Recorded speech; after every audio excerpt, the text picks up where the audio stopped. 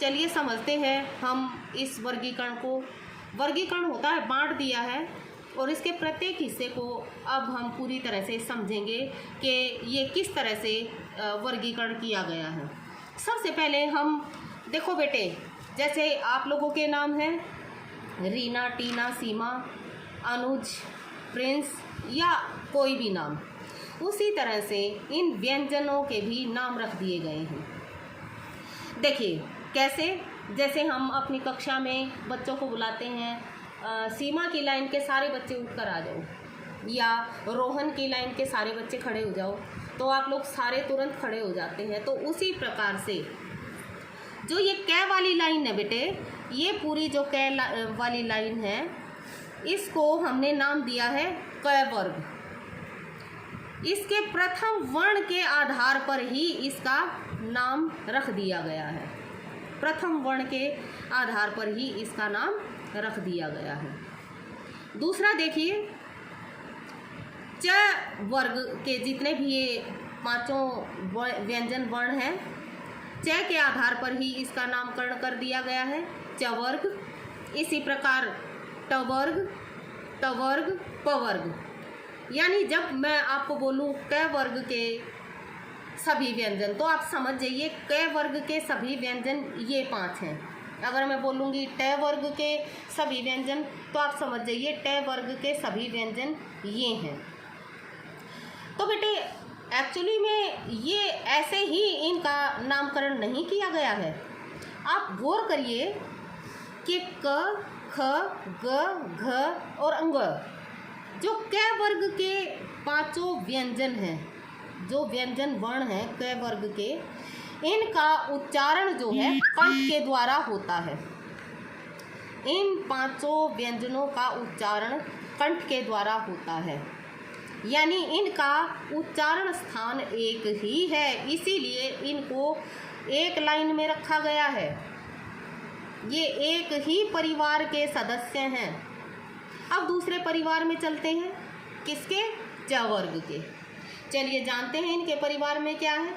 तो इनका उच्चारण बेटा तालु से होता है। हमारे गले में जब आप फील करना, अपना मुंह खोल कर देखना, जो हमारे गले में एक पीछे का हिस्सा, उसे हम तालु बोलते हैं, और इन सब का उच्चारण जो है वहीं से होता है। तो इस परिवार में भी 5 व्यंजन वर्ण सदस्य हैं, और इसी के आधार पर इनको एक च वर्ग के परिवार में रखा गया है। अगला चलिए, ट वर्ग के परिवार में ट, ठ, ड, ढ, ड़। तो बेटा ये मूर्धा। अब आप सोच रहे होंगे ये मूर्धा क्या होती है। आप अपना मुंह खोल के देखिए, ऊपर के हिस्से में ये जो कठोर सा भाग है, ऊपर मुख का ऊपरी भाग जो बहुत कठोर होता है, उसे हम मूर्धा बोलते हैं। अर्थात इनका उच्चारण स्थान जो है मूर्धा है, और वहीं से इनका उच्चारण होता है। इसलिए इन 5 वर्णों को जो है ट वर्ग में रखा गया है। अगला आते हैं हम ट वर्ग में, त, थ, द, ध, न। ये जो है इनका उच्चारण दंत से होता है, दांतों से। अतः इनका नामकरण जो है ट वर्ग के व्यंजनों में किया जाता है। अगला चलिए प वर्ग, प, फ, ब, भ, म। ये जो है ओष्ठ के द्वारा जो है इनका जो है उच्चारण किया जाता है। अतः ये 5 जो है क वर्ग में आते हैं। अर्थात इनके उच्चारण के आधार पर इन्हें बांटा गया है। इतनी बात आ गई बेटे समझ में। अब चलते हैं, हाँ यहाँ पर मैं एक बात और बताना चाहूँगी। ये हमारे जो ऊपर के 25 हैं, जहाँ तक हमने इनका नामकरण किया है, ये 25 के 25 स्पर्श व्यंजन कहलाते हैं। क्या कहलाते हैं बेटा? स्पर्श व्यंजन। मैं आगे बताऊंगी कि स्पर्श व्यंजन क्या है। इससे पहले मैं थोड़ा सा आपको इधर और बता दूं। हमारे य, र, ल और व, य, र, ल, व, ये का उच्चारण स्थान जो है तालु, र का मूर्धा से होता है, ऊपर का मुख के ऊपर का कठोर हिस्सा, ल दंत से, और व दंतोष्ठ से। और इन्हें हम अंतस्थ व्यंजन कहते हैं। इससे आगे श, श, स, ह, ये 4 जो हैं ऊष्म व्यंजन हैं हमारे, और क्ष, त्र, जै, श्र ये संयुक्त व्यंजन हैं हमारे। चलिए इसको बताने से पूर्व मैं आपको एक बात और बताना चाहूँगी यहाँ पर, यानी ये 25 हो गए स्पर्श व्यंजन, 25 हमारे स्पर्श व्यंजन हो गए, 4 हमारे अंतस्थ व्यंजन हो गए, 4 हमारे ऊष्म व्यंजन हो गए और 4 हमारे संयुक्त व्यंजन हो गए। तो इसके बारे में हम बात अभी थोड़ी देर बाद करेंगे, लेकिन उससे पूर्व मैं आपको यहाँ पर एक और बात बताना चाहूँगी। यहाँ पर मैंने लिखा हुआ है अल्प प्राण, महाप्राण, अल्प प्राण, महाप्राण और अनुस्वार और अनुनासिक। यहाँ पर भी वर्गीकरण कर दिया है। देखिए, प्रत्येक वर्ग के पहले और तीसरे वर्ण ये अल्प प्राण व्यंजन कहलाते हैं। क्यों? क्योंकि इनके बोलने में कम समय, इनके उच्चारण में कम समय लगता है। अल्प मीन्स थोड़ा, बहुत ही कम, इनके उच्चारण में कम समय लगता है, इसीलिए इन्हें अल्प प्राण का नाम दिया गया है। पहला और तीसरा, पहला तीसरा, पहला तीसरा, पहला तीसरा, और यहाँ पर भी पहला और तीसरा। फिर आते हैं महाप्राण। महाप्राण क्या होता है? जिनके बोलने में इनसे अधिक समय लगता है, जिनके बोलने में अधिक समय लगता है वो है हमारे महाप्राण। और वो कौन से हैं? प्रत्येक वर्ग के दूसरे और चौथे, प्रत्येक वर्ग के दूसरे और चौथा, दूसरा चौथा, जैसे ख, घ, छ, झ, ट, ठ, ढ, थ, ध, फ और घ। अब आप लोग समझ ही गए होंगे अल्प प्राण और महाप्राण के विषय में। और बाकी ये जो हमारे 5 यहाँ पर बच गए, इन्हें हम अनुस्वार और अनुनासिक के रूप में प्रयोग करते हैं। अनुस्वार और अनुनासिक आप समझते ही होंगे, जिसे आप बिंदी और चंद्र बिंदु के रूप में भली भांति परिचित हैं उनसे। यदि इसमें कोई समस्या है तो बताइए, फिर मैं आगे चलती हूँ। इसके बाद जो है मैं आपको बताऊँगी कि जैसे मैंने बताया था कि ये 25 ऊपर के स्पर्श व्यंजन हैं, ये 4 अंतस्थ व्यंजन हैं, 4 ऊष्म व्यंजन हैं और 4 ही हमारे संयुक्त व्यंजन हैं। चलिए अब हम जानते हैं इनके विषय में कि ये क्या है।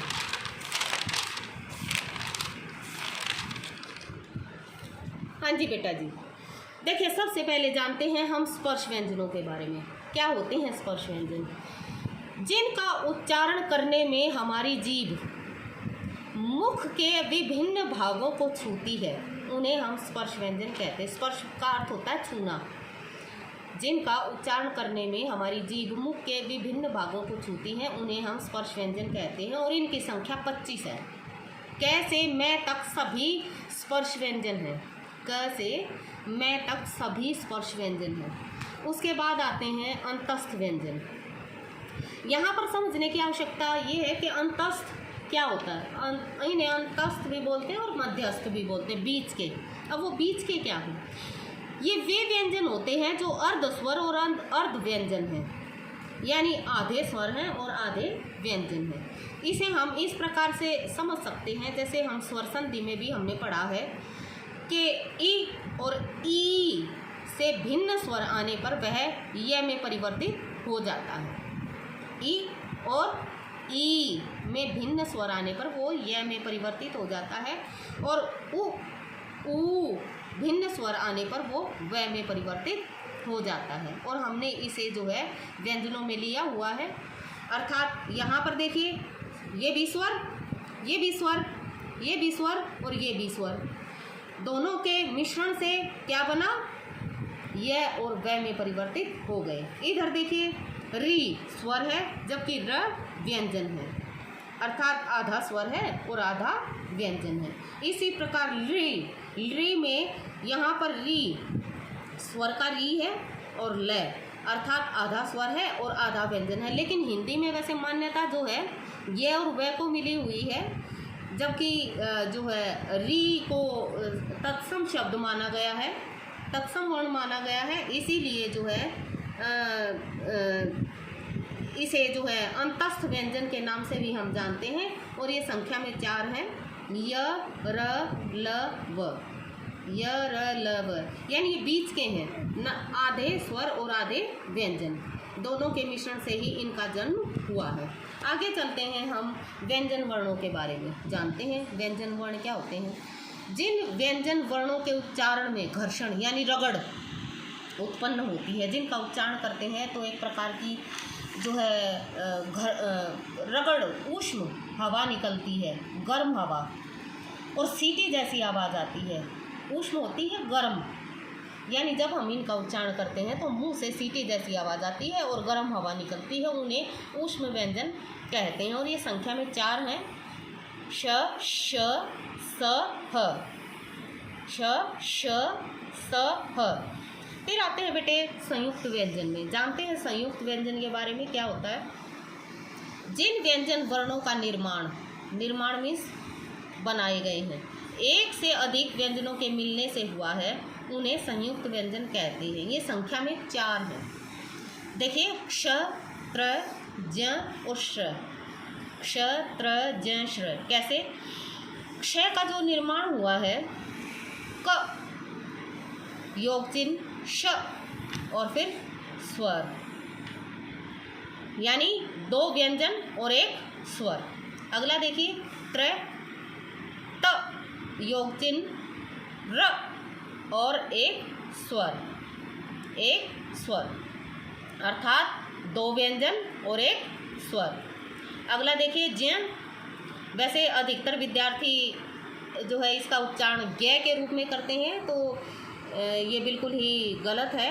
ये है ज्ञ इसलिए कह रही हूँ बेटे क्योंकि यहाँ पर अगर हम इसके टुकड़े करके देखते हैं तो देखिए क्या बनते हैं। ज, योग चिन्ह य और 1 स्वर, इसीलिए इसका उच्चारण बना ज, ना कि ग। तो ग नहीं बोलना, ज। इसके बाद श, श, योग चिन्ह र और 1 स्वर, अर्थात इनके बनने में 2 व्यंजन लगे हैं और 1 स्वर, इसीलिए इन्हें संयुक्त व्यंजन कहा जाता है। इसके बाद अल्पप्राण व्यंजन, जिनके उच्चारण में कम समय लगता है, जैसा कि मैंने पहले बताया था, उन्हें अल्पप्राण व्यंजन कहते हैं। और आगे चलिए, प्रत्येक वर्ग का पहला और तीसरा व्यंजन वर्ण अल्पप्राण है। और महाप्राण व्यंजन, जिन व्यंजन वर्णों के उच्चारण में अधिक समय लगता है, उन्हें महाप्राण व्यंजन कहते हैं। प्रत्येक वर्ग का दूसरा और चौथा व्यंजन महाप्राण व्यंजन है। इसके बाद बेटा एक महत्वपूर्ण बात और है कि स्पर्श व्यंजनों में, यानी वो जो 25 मैंने स्पर्श व्यंजन आपको बताए थे, वो स्पर्श व्यंजन प्रत्येक वर्ग का 5वां अक्षर अर्थात 5वां वर्ण, जैसे ङ, य, ण, न, म अनुस्वार और अनुनासिक के रूप में प्रयोग किया जाता है। इसके बाद जानते हैं हम हमारे स्वरों की मात्राएं। इससे पहले हमने जाना था कि हमारे स्वर कौन कौन से थे, लेकिन उसकी मात्राओं का ज्ञान भी होना अत्यंत आवश्यक है। तो देखिए सबसे पहले हमारा आता है अ। तो अ की कोई मात्रा नहीं होती। अगर किसी शब्द में कोई शब्द के आरंभ में या अंत में स्वर आता है तो वो ज्यों का त्यों लिखा जाता है। जैसे मैं बता देना चाहती हूँ, जैसे पढ़ाई, तो ई अंत में आया है तो वो यूं का यूं आएगा। अनपढ़, तो ए अनपढ़ में ए जो है शुरुआत में यूं का यूं आएगा। मैं बता देना चाहती हूँ, देखिए कैसे। अनपढ़, तो यहाँ पर अगर शुरू में आता है कोई भी स्वर तो वो एज इट इज़ लिखा जाएगा, ज्यों का त्यों लिखा जाएगा। अब देखिए पढ़ाई आ गया, तो आरंभ में और अंत में स्वर ज्यों के त्यों लिखे जाते हैं। बाकी मात्राओं का प्रयोग होता है। यहाँ पर देखिए इनकी मात्राएं अ की कोई मात्रा नहीं होती। आ की मात्रा देखिए, ये एक जो सीधी खड़ी रेखा है इसे हम आ की मात्रा कहते हैं। इधर देखिए ई, ई, तो हम इसको इस प्रकार से लिखते हैं, ये है ई। और छोटे बच्चे तो बोलते हैं छोटी ई बड़ी ई। तो यहाँ पर बड़ी ई का मतलब ये नहीं है कि वो कद में बड़ी है, अर्थात उसका उच्चारण लंबा हो जाता है, ई, ई। और इसका बनावट जो है इसकी ये इस प्रकार से होगी, ऊ, ये इस तरह से बनेगी, ऊ। और इसकी ये मात्रा, अगर आप ऐसे भी चाहें कि इस तरह से आप छिपा कर जो है इनकी मात्राओं का पता लगा सकते हैं, इस तरह से। और ये देखिए ये इस तरह से पता लग जाता है कि ये इसकी मात्रा है। ये ऊ की देखो, ऊ की, ये री की मात्रा है, ये देखो। इसके पश्चात यहाँ पर है ये री की मात्रा, री, ए की जो है यहाँ पर ये शिरोरेखा से ऊपर जो है एक इस तरह से ये मात्रा आएगी। ऐ में दो आएंगी, और दो में भी जो है लगाने का तरीका क्या है, ये पहली छोटी होती है और ये जो पीछे वाली होती है ये इससे बड़ी होती है, आगे वाली छोटी और पीछे वाली बड़ी। फिर आइए ओ में देखिए यहाँ पर पहले एक सीधी खड़ी पाई और इसके ऊपर एक मात्रा, औ में देखिए एक ये सीधी पाई, पहले एक छोटी मात्रा और उसके ऊपर एक बड़ी मात्रा। अंग का देखिए ये है बेटे ऊपर एक बिंदु, ये इसकी मात्रा है। और यहाँ पर देखिए अह, तो देखिए एक बार फिर से देख लीजिए उच्चारण, आ, ई, उ, ऊ, री, ए, ऐ, ओ, औ, अंग, अह। तो बार बार इसका अभ्यास कीजिए, इसकी मात्राओं के विषय में भी जानिए। चलिए अब हम चलते हैं थोड़ा सा इससे आगे। जानते हैं हम अनुस्वार का चिन्ह कौन सा होता है। तो बेटे अनुस्वार का चिन्ह जैसा आपकी मम्मी माथे पर बिंदिया लगाती है ना, बिल्कुल वैसा ही। ये देखो शिरोरेखा से ऊपर एक छोटी बिंदी, ये है अनुस्वार का चिन्ह। अब यहाँ पर देखिए ये है हमारी शिरोरेखा और ऊपर एक छोटा सा चांद और इसके ऊपर एक बिंदी, इसे हम बोलते हैं अनुनासिक। इसे हम क्या बोलते हैं, अनुनासिक। और यहाँ पर दो जो है बिंदु आपको दिखाई दे रहे हैं, इन्हें हम बोलते हैं विसर्ग। विसर्ग अधिकतर जो है संस्कृत भाषा में इसका प्रयोग किया जाता है। और यहाँ पर केवल एक जो है चंद्रमा जैसा आपको संकेत मिल रहा है, ये देखिए, इसे जो है हम आगत स्वर बोलते हैं। जैसे कॉलम, डॉक्टर, इन पर ये आपको लगा मिलता है। और यहाँ पर आप देखिए, यहाँ पर फ के नीचे एक छोटी सी बिंदी आपको दिखाई दे रही है, तो इसे हम नुक्ता कहते हैं। अधिकतर यह उर्दू फारसी शब्दों के नीचे मिलता है, तो इसे हम नुक्ता कहते हैं। इसके साथ साथ हम जानते हैं हल चिन्ह के बारे में कि हल चिन्ह क्या होता है। तो देखो बेटा, हल चिन्ह एक छोटी तिरछी रेखा होती है। एक छोटी तिरछी रेखा आपने देखा होगा। यहाँ पर भी मैंने अभी तक पता नहीं कितनी बार जो है इस हल चिन्ह का प्रयोग किया है। तो छोटी तिरछी रेखा को कहते हैं। यह जिस भी व्यंजन वर्ण के नीचे लगती है उसी को आधा कर देती है। यह जिस भी व्यंजन वर्ण के नीचे लगती है उसी को आधा कर देती है। अब चलिए जानते हैं हम वर्ण विच्छेद के विषय में कि वर्ण विच्छेद क्या होता है। तो देखो बेटे, कोई भी शब्द है या कोई ध्वनि समूह है, उसके वर्णों को क्रमबद्ध रूप से तरीके से अलग अलग करके लिखना ही वर्ण विच्छेद कहलाता है। यह तोड़कर ही नहीं, यह जोड़कर भी इसी प्रारूप से चलता है। जैसे भवन, भवन, अगर हम इसके टुकड़े करेंगे, इससे हम जान जाएंगे वर्ण विच्छेद करना, अर्थात इसके अंदर क्या क्या है। तो देखिए यहाँ पर जब हम इसका वर्ण विच्छेद करते हैं तो पहले भय का करेंगे, ढ में जैसा कि मैंने बताया था प्रत्येक व्यंजन वर्ण में स्वर छिपा होता है। तो देखिए भ, योग चिन्ह अ और उसके पश्चात फिर योग चिन्ह, फिर हम व का करते हैं व योग चिन्ह अ।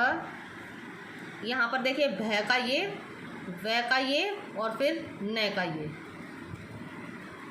भवन, क्या बन गया? भवन। उसी प्रकार से यहाँ पर देखिए पन घट, प का ये बन गया और भाई न का ये बन गया घ और ये ट। रमन, रमन। कलम, कलम। और यहाँ पर देखिए क्षम। अर्थात इस तरह से हम प्रत्येक शब्द के वर्णों को अलग अलग कर सकते हैं। और इससे हमें यही नहीं कि ये तोड़कर ही हो, उसे जोड़कर भी बार बार अभ्यास कीजिए। अपनी पाठ्य पुस्तक से कम 5 शब्द रोज़ उठाइए और उनको जो है उनका वर्ण विच्छेद करके बार बार अभ्यास कीजिए। फिर आप देखिए कि आप जो है हिंदी में बहुत ही अच्छे बन जाएंगे। हिंदी कोई इतनी कठिन नहीं है, जैसे ही आप धीरे धीरे आप इसके बारे में समझेंगे तो आपको बहुत अच्छा लगेगा। तो मिलते हैं कल ऐसे ही एक रोचक उपविषय के साथ। तब तक के लिए शुभ दिन।